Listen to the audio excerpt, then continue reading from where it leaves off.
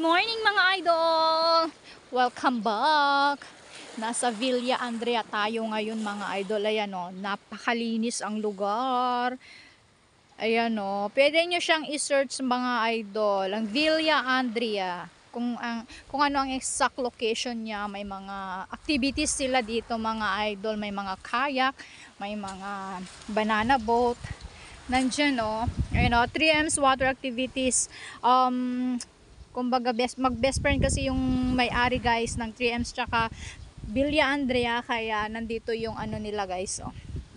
Ayan. May mga banana boats sila.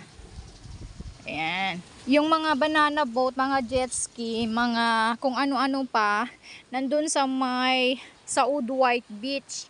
Nandoon yung mga ano nila mga idol. Pwede nyo siyang puntahan sa Saud White Beach.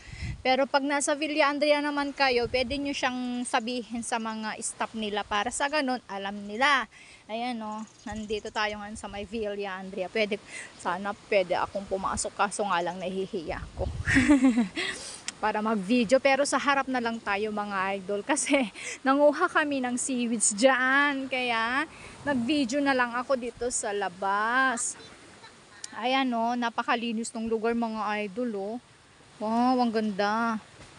Walang tao ngayon kasi weekdays, pero pagka weekend, sobrang dami ng mga guests dito mga idol.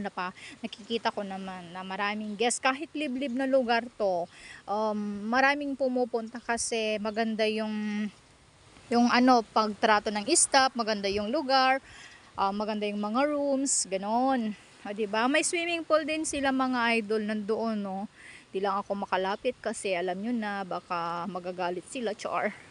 Ayan o, Villa Andrea, pero pasensya na, blurred ang aking cellphone. Nandoon o, Villa Andrea. Ayan, napakaganda mga idol o. Oh, churan, pwede kayong mag-picture.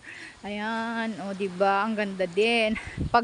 Pagpasok nyo dyan, o paglabas nyo dyan, dagat na talaga. Ayan o. Pasensya na kung medyo yung dagat kasi katatapos ng ulan. Ayan o. Nagbabadya pa rin yung ulan mga idol kasi maitim pa yung ulap o. Ayan o, maitim pa. Nandyan pa yung maitim na ulap. Ayan, dyan o, pwede kayong mag-picture dyan. Ang ganda o. Ang ganda ng spot. Ayan o. Ang ganda dyan.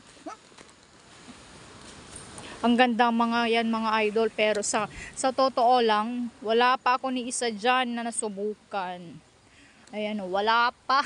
Kaya sana sa susunod na sahod ko, Daddy Meta, lakihan mo na para sa ganon may pang-activity din kami ng mga anak ko kasi gustong-gusto nila ng maranasan yan kahit banana boat lang, diba?